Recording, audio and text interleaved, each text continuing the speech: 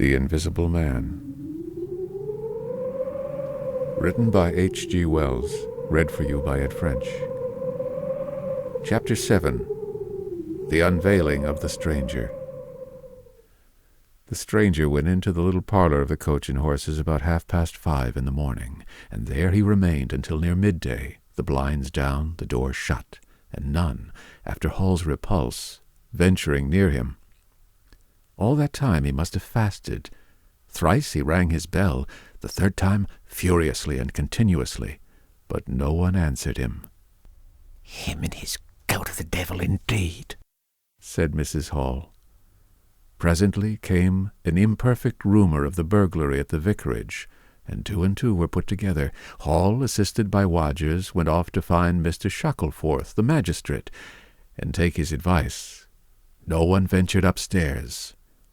How the stranger occupied himself is unknown. Now and then he would stride violently up and down, and twice came an outburst of curses, a tearing of paper, and a violent smashing of bottles.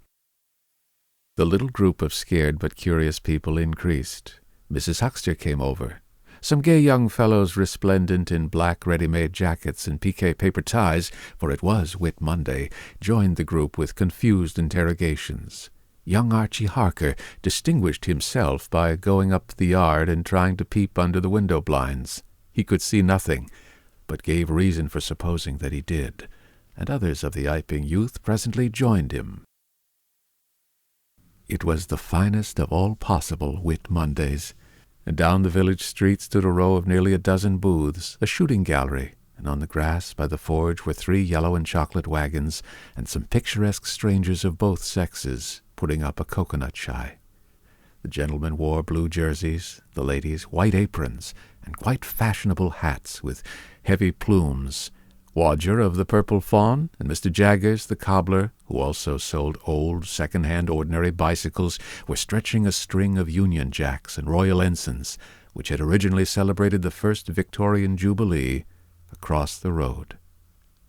And inside, in the artificial darkness of the parlor, into which only one thin jet of sunlight penetrated, the stranger, hungry we must suppose, and fearful, hidden in his uncomfortable hot wrappings, poured through his dark glasses upon his paper, or chinked his dirty little bottles, and occasionally swore savagely at the boys, audible if invisible, outside the windows.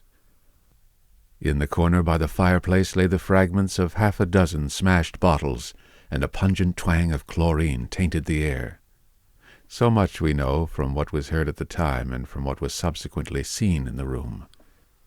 About noon he suddenly opened his parlor door and stood glaring fixedly at the 3 or 4 people in the bar. "Mrs. Hall," he said. Somebody went sheepishly and called for Mrs. Hall. Mrs. Hall appeared after an interval, a little short of breath, but all the fiercer for that. Hall was still out. She had deliberated over this scene, and she came holding a little tray with an unsettled bill upon it. "Is it your bill you're wanting, sir?" she said. "Why wasn't my breakfast laid?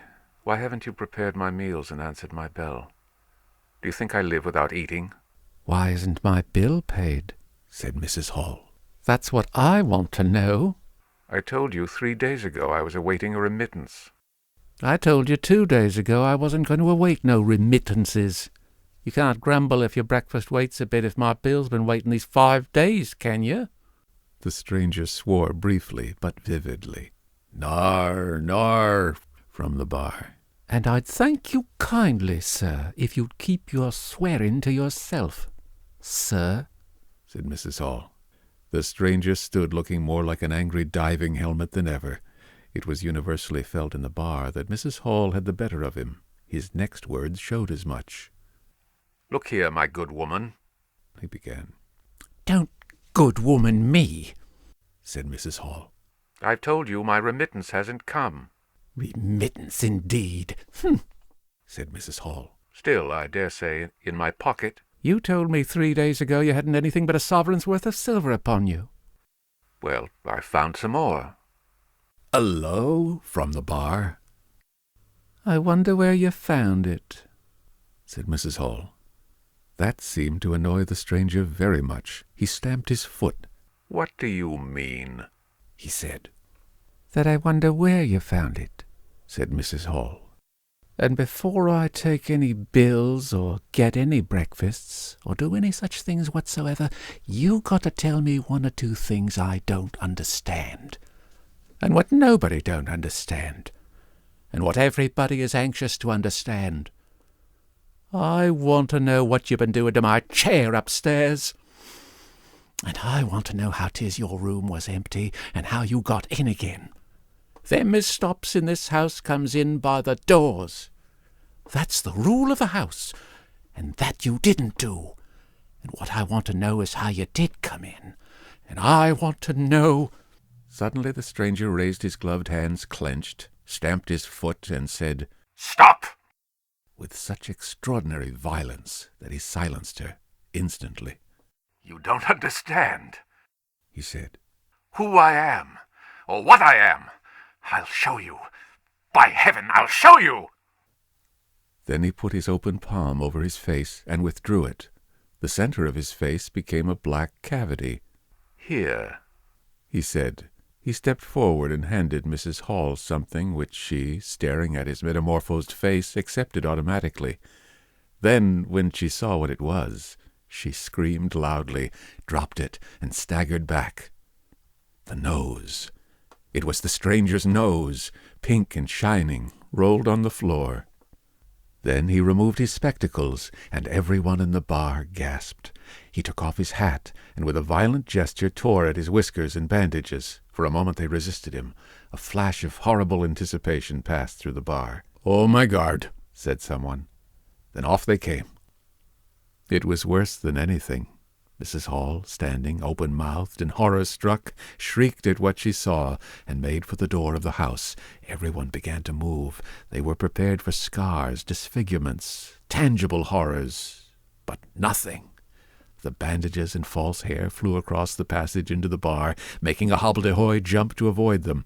Everyone tumbled on everyone else down the steps. For the man who stood there shouting some incoherent explanation was a solid, gesticulating figure up to the coat collar of him, and then nothingness, no visible thing at all. People down the village heard shouts and shrieks, and looking up the street saw the coach and horses violently firing out its humanity. They saw Mrs. Hall fall down, and Mr. Teddy Henfrey jump to avoid tumbling over her, and then they heard the frightful screams of Milly, who, emerging suddenly from the kitchen at the noise of the tumult, had come upon the headless stranger from behind. These increased suddenly. Forthwith everyone all down the street, the sweetstuff seller, coconut shy proprietor and his assistant, the swing man, little boys and girls, rustic dandies, smart wenches, smocked elders and aproned gypsies, began running towards the inn. And in a miraculously short space of time, a crowd of perhaps 40 people, and rapidly increasing, swayed and hooted and inquired and exclaimed and suggested in front of Mrs. Hall's establishment. Everyone seemed eager to talk at once, and the result was Babel. A small group supported Mrs. Hall, who was picked up in a state of collapse. There was a conference, and the incredible evidence of a vociferous eyewitness. "Oh, Bogey, what's he been doing then? Ain't hurt the girl, has he?" "Run at un with a knife, I believe. No head, I tell ye. I don't mean no manner of speaking. I mean man without a head." "Nard says 'tis some conjuring trick." "Fetched off his wrapping, he did." In its struggles to see in through the open door, the crowd formed itself into a straggling wedge, with the more adventurous apex nearest the inn. "He stood for a moment. I heard the gal scream, and he turned. I saw her skirts whisk, and he went after her. Didn't take 10 seconds. Back he comes with a knife in his hand and a loaf. Stood just as if he was staring. Not a moment ago. Went in that there door. I tell ye, he ain't got no head at all. You just missed him." There was a disturbance behind, and the speaker stopped to step aside for a little procession that was marching very resolutely towards the house. First, Mr. Hall, very red and determined. Then Mr. Bobby Jaffers, the village constable, and then the wary Mr. Wodgers. They had come now, armed with a warrant. People shouted conflicting information of the recent circumstances. Head or no head, said Jaffers, I got arrestin', and restin' I will. Mr. Hall marched up the steps, marched straight to the door of the parlour, and flung it open. Constable, he said, do your duty. Jaffers marched in, Hall next, Wadgers last. They saw in the dim light the headless figure facing them, with a gnawed crust of bread in one gloved hand and a chunk of cheese in the other. That's him, said Hall. What the devil's this? Came in a tone of angry expostulation from above the collar of the figure. You're a damn rum customer, mister, said Mr. Jaffers. But head or no head, the warrant says body, and duty's duty. Keep off, said the figure, starting back. Abruptly he whipped down the bread and cheese, and Mr. Hall just grasped the knife on the table in time to save it. Off came the stranger's left glove, and was slapped in Jaffers' face. In another moment Jaffers, cutting short some statement concerning a warrant, had gripped him by the handless wrist and caught his invisible throat. He got a sounding kick on the shin that made him shout, but he kept his grip. Hall sent the knife sliding along the table to Wadgers, who acted as a goalkeeper for the offensive, so to speak, and then stepped forward as Jaffers and the stranger swayed and staggered towards him, clutching and hitting in. A chair stood in the way and went aside with a crash as they came down together. Get the feet, said Jaffers between his teeth. Mr. Hall, endeavouring to act on instructions, received a sounding kick in the ribs that disposed of him for a moment, and Mr. Wadgers, seeing the decapitated stranger had rolled over and got the upper side of Jaffers, retreated towards the door, knife in hand, and so collided with Mr. Huckster and the Sidderbridge carter coming to the rescue of law and order. At the same moment, down came 3 or 4 bottles from the chiffonnier and shot a web of pungency into the air of the room.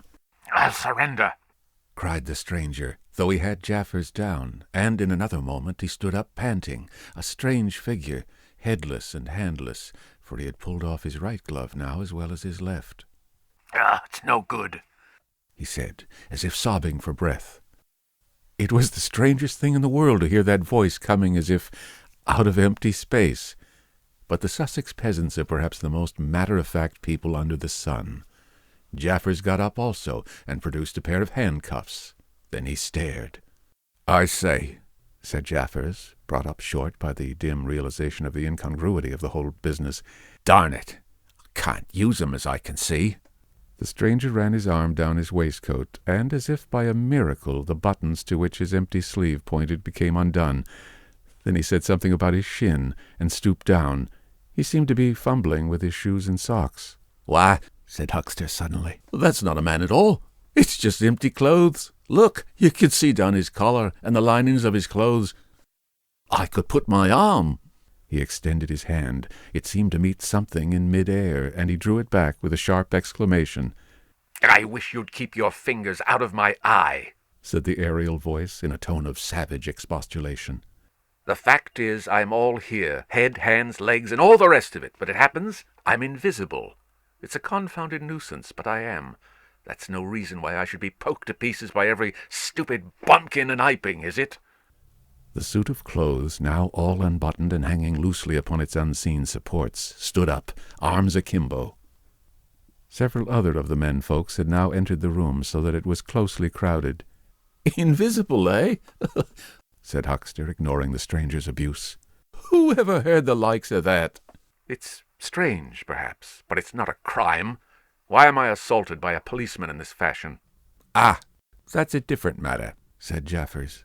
No doubt you're a bit difficult to see in this light, but I got a warrant and it's all correct. What I'm after ain't no invisibility, it's burglary. There's a house been broke into and money took. Well? And circumstances certainly point. Stuff and nonsense, said the invisible man. I hope so, sir, but I've got my instructions. Well, said the stranger, I'll come. But no handcuffs. It's the regular thing, said Jaffers. No handcuffs, stipulated the stranger. Pardon me, said Jaffers. Abruptly the figure sat down, and before anyone could realize what was being done, the slippers, socks, and trousers had been kicked off under the table. Then he sprang up again and flung off his coat. "Here, stop that!" said Jaffers, suddenly realizing what was happening. He gripped at the waistcoat. It struggled, and the shirt slipped out of it and left it limply and empty in his hand. "Hold him," said Jaffers loudly. "Once he gets the things off." "Hold him," cried everyone, and there was a rush at the fluttering white shirt, which was now all that was visible of the stranger. The shirt-sleeve planted a shrewd blow in Hall's face that stopped his open-armed advance and sent him backward into old Toothsome the sexton, and in another moment the garment was lifted up and became convulsed and vacantly flapping about the arms, even as a shirt that is being thrust over a man's head. Jaffers clutched at it, and only helped to pull it off. He was struck in the mouth out of the air, and incontinently threw his truncheon and smote Teddy Henfrey savagely upon the crown of his head. "Look out," said everybody, fencing at random and hitting at nothing. "Hold him, shut the door, don't let him loose. I got something, here he is."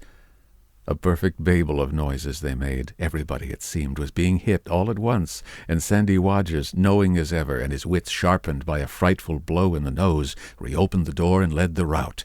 The others, following incontinently, were jammed for a moment in the corner of the doorway.